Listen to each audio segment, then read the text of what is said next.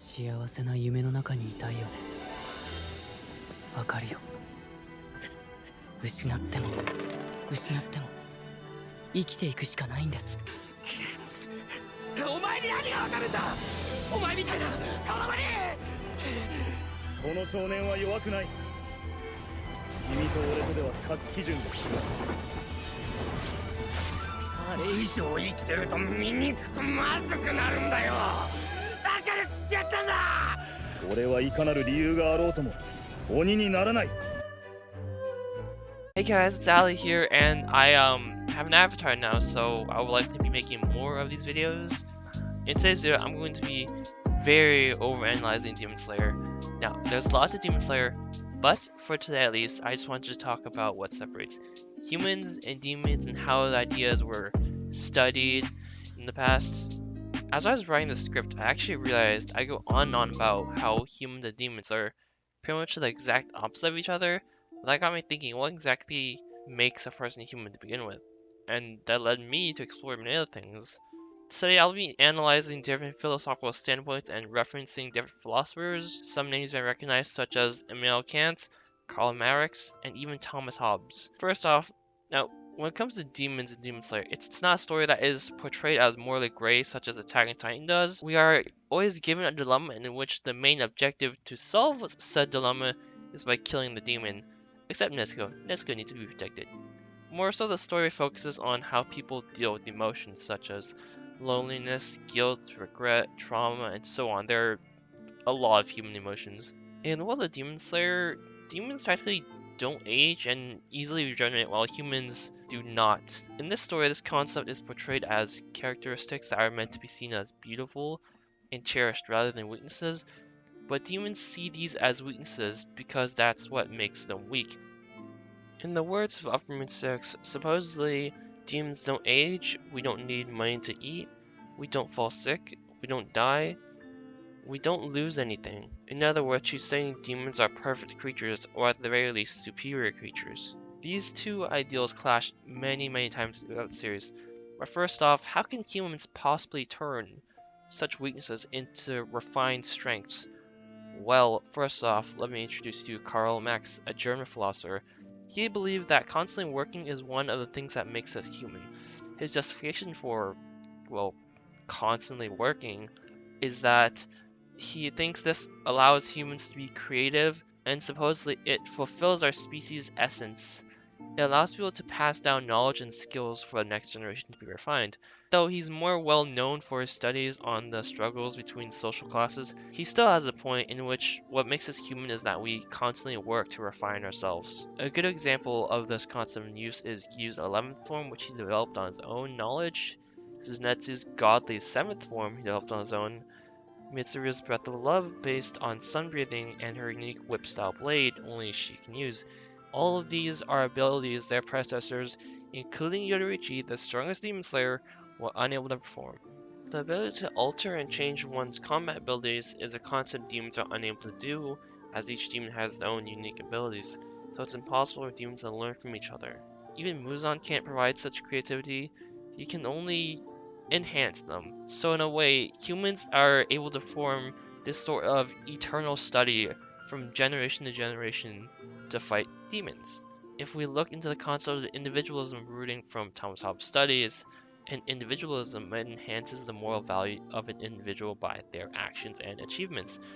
At times, demons have powers that pretty much rival demigods, but if we look into this concept through the lens of individualism, even the weaker demon slayers in the cast are, well, in a sense, morally more valuable than demons that have essentially supernatural abilities, because breath users teach, develop, and refine new ways to defeat demons on their own, instead of having power handed to them. So in a way, that technically means even some of the weakest of demon slayers are, morally speaking, more valuable than demigods, aka the demons. Tell me your thoughts on this section of the video below, because individualism can be a very subjective and controversial and, well, an overall up for interpretation at times. Anyways, another major difference between humans and demons are that humans tend to be portrayed as very tenacious creatures. I'm not saying demons are not tenacious either, it's just how members of the Demon Slayer Corps approach hunting.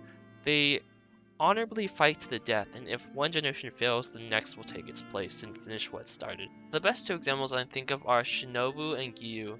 After the death of Shinobu's sister, she continues her work finding a way to get rid of all demons without necessarily having to slay them. She even keeps smiling just so her sister's smile wouldn't, quote, burn out. In Giyu's case, he carried on Saba's will after he died during the final selection exams. Even though Giyu became mentally scarred after the death of his best friend, he lived on to assure Saba's death was not in vain. He even became the water Hashira, even though he didn't believe he deserved the spot and that Sabata would have made a much better pillar. On the other hand, demons don't follow this concept, as demons don't have a eternal study, because demons have no successors to continue their goals. And honestly, do demons even have goals? They just exist, right? When demons are about to die, they usually cling to life only to exist. There's no beauty in simply existing. One must have purpose in life.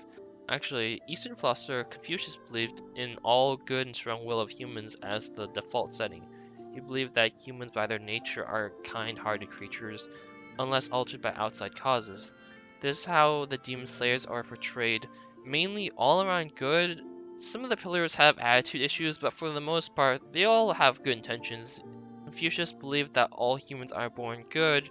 There are other philosophers that disagreed with his ideas, such as another Eastern philosopher, Zhuangzi, and even Thomas Hobbes. Zhuangzi believed that humans are manipulative, greedy, selfish, and all around just bad people, and can only become good through outside causes. Quote, human nature is evil and goodness is caused by intentional activity, and end quote. I just want to mention that even though I portray the Demon Slayer corpse as all around good, some of the reasons why some people become Demon Slayers are rather for selfish reasons, such as revenge or simply out of spite. I believe Hobbes and Zhuangzi's philosophy is correct in the theory that all humans are born as selfish and all around bad. I believe that when someone is born, they are a complete narcissist at heart and egocentric. Let me use a common example. A baby is about to fall into a well, but right before the baby falls, you save the baby. This act may sound heroic, but think about it. Did you save it because you think it's the more the right thing to do? Or did you subconsciously do it because you know you'd get praised for saving the baby? It's a controversial situation, but my main point is that it's the people around them that change who they are. This leads to the 7 deadly sins, actually. Now, if not familiar with the 7 deadly sins, it's defined as a Roman Catholic theology that the 7 deadly sins are the 7 behaviors or feelings that aspire for the sin. They are usually categorized as pride, greed, lust, envy, gluttony, wrath, and sloth. I mean, demons are the very definition of these sins. Every demon seems to have individuality and sometimes even morals, but this becomes a problem because when people turn into demons, it really brings out the evil in them, enhancing all 7 deadly sins in them. As shown many times, demons have a superiority complex over humans. If you look at the Upper Moons, all of which seem to excel in one aspect of the 7 deadly sins. Upper Moon 1 Kokoshibo shows his enemy to the very end in wanting to be like his brother. Upper Moon 2 Dogma shows gluttony as his thirst for eating female humans never seems to be satisfied. Upper Moon 3 Akaze has greed in his need to become stronger, even without a genuine purpose until he gets his memories back. Upper Moon 5 Gyonko, full of pride in his appearance and too boastful of his abilities to the point of blindness and ignorance. Upper Moon 6 Dake shows wrath, given that she's a very prideful yet sadistic courtesan that draws pleasure from harming others. Upper Moon 4 shows the sin of sloth, given his sorrow and omission of desire and or performance of oneself. All Upper Moons seem to excel in one aspect of the 7 deadly sins, though I'm not saying that one sin isn't all they embody. Regarding Muzan is pretty much an embodiment of all of these sins put together, plus a huge narcissistic attitude. While on the other hand, though humans also possess all the 7 deadly sins, it's not shown as plentiful as they are shown in demons. There are many more things I can explore, but I don't want the video to be too long, so I'm gonna have to stop here. Tell me what you guys think about how you view demons. Do you agree with my statements about them? Or do you have a completely different view? Be sure to leave your thoughts in the comment sections below. If you like this type of philosophy video, be sure to check out my utilitarianism video on Itachi, the meaning of kindness video, and my collab discussion video I did on morality and value of human life with Echoxp. I'll see you guys next time. Peace out.